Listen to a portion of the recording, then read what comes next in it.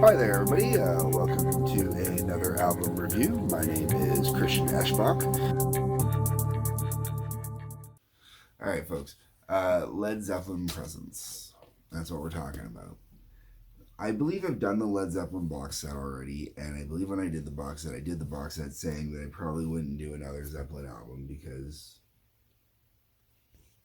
there weren't too many Zeppelin albums I felt the need to go out and buy. I said maybe I would do four, but four is covered in its entirety in the box set. And, I thought about maybe doing Zeppelin 2, but I don't own a copy of 2 on just its own, and it's one of the few that I might go pick up just on its own. I'm not sure. But after listening to Presence, I'm more likely possibly to go pick up more of the albums just on their own and stop relying just on the box set. Especially now that they've all been digitally remastered. And the reason why is Presence is considered Zeppelin's most underperforming album, we'll call it. It had its lowest sales. It was one of the ones that the critics weren't the biggest fans of. And based on this album being released in '76, I'm going to say that most likely this was not what most people wanted to hear because of, this would have been when disco was really starting to take off. And when you have an album where the first song kicks in at 10 minutes and 26 seconds, and then that's followed up by 6 minutes and 21 seconds, the average attention span is not going to hold out that long. This Presence was written for music fans, not for music listeners, but for music lovers, for music fans themselves, for people that are into music. Because this is definitely, I want to say this is proggy, but it's not proggy. It is to a degree, but it's not at the same time. But it's definitely a lot more musically intensive, more instrumentally intensive. Even the vocals are more, not lyrically intensive, but just presentation wise, more intensive, more, Robert Plant is using his voice more as an instrument itself, which Achilles' Last Stand is a prime example of that, which is the first track that opens up this album. And Achilles' Last Stand is one of those songs that as a kid wasn't so big into it. I thought it was a little over too dramatic, a little too swords and sorcery for me in the manner of speaking. I appreciate that style a lot more now than I did back then. When I got the Zeppelin box set, I was definitely a lot more into the harder side of rock, per se. Even a little more, I don't want to say commercially, because I wouldn't call Alice Cooper all that commercial. And Black Sabbath wasn't really all that commercial either. By today's standards, sure. By then, no. But Zeppelin was a little bit different for me. So when it came to songs like this, that wasn't so much my thing. Later on, though, it's like thanks to Metallica, actually, where I've gotten more into the longer, more epic-y kind of songs like Achilles' Last Stand, where I sit there and just get into them. Like when you listen to songs like My Friend in Misery and stuff like that, or Fixer. Everybody's favorite Metallica song. I know it's mine, one of mine. For Your Life follows that up. I dig For Your Life. It is one of those songs that when you hear it come on and it's playing, it's like you're totally into it. You're totally loving every second of it.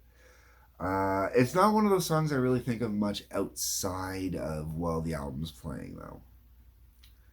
And then you got Royal Orleans, which finishes off side one, and I'm not into Royal Orleans. Didn't do too much for me. Not that it's a bad song, it just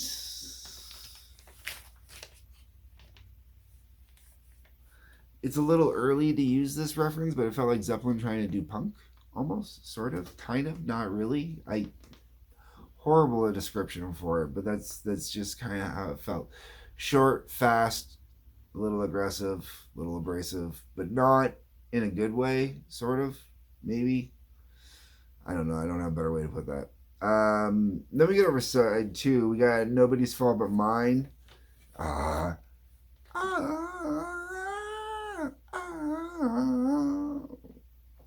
Great, man. I love that every time that one comes on, man. I am a huge fan of Nobody's Fault But Mine. One of those ones where it gets going on here, man. I'm just totally digging it into it. But once again, what would probably be the biggest potential commercial release on this album was still way too long for radio play. Like, way too long for radio play. This would have been, like Nobody's Fault But Mine would be a bathroom break song. Not a big enough bathroom break song. Achilles' Last Stand, same thing. Back in the days of radio DJs, you had to make sure that you had a song long enough to cover if you had to go to the bathroom, right? Just in case you were going to be a few. And, usually that's where your 6 minute, 10 minutes. And, when Zeppelin already has Kashmir at this point, you really can't justify having too many bathroom break songs from Zeppelin, Then you got Candy Store Rock, which time-wise clocks in almost at a commercially viable time of 4 minutes and 10 seconds. And I like Candy Store Rock when I listen to it. Really good rock and tune, but not a song I'd put on the radio. I mean, you could, but, it's just not one that would have definitely gotten a lot of radio play. It's definitely meant more as a good, hard album cut, good, strong album cut. Hot's On for Nowhere. Only song on the album that didn't overly stand out to me. It did, but it didn't. Kind of weird how it is. Yeah, I think it's the only song on this album I would call a total filler. Like everything else on this album, good, solid, I get why they're there kind of songs.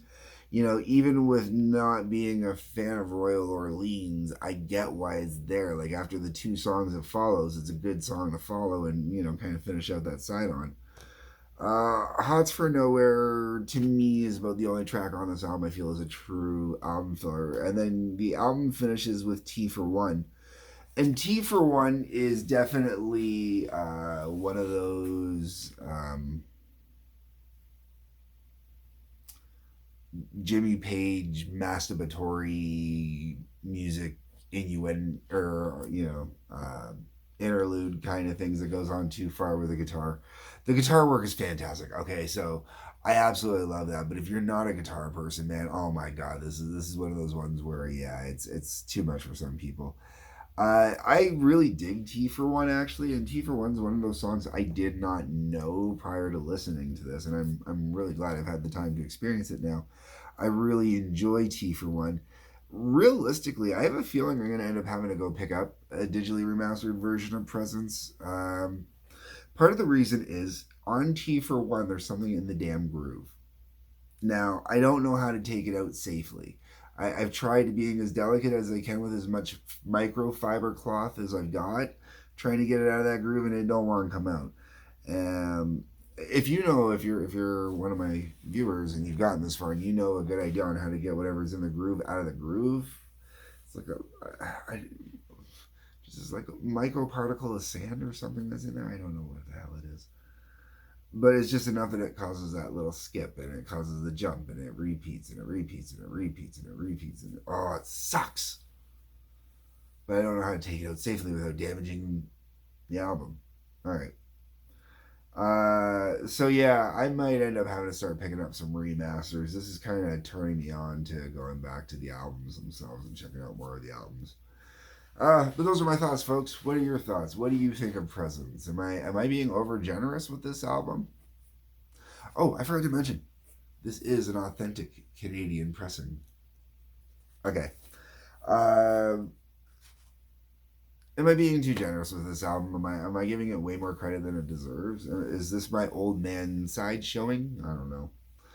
That's what the comment section's for, as well as giving me some ideas on how to clean out that record. Because, like, this is in really nice shape, aside from that one little freaking issue. Sounds so nice.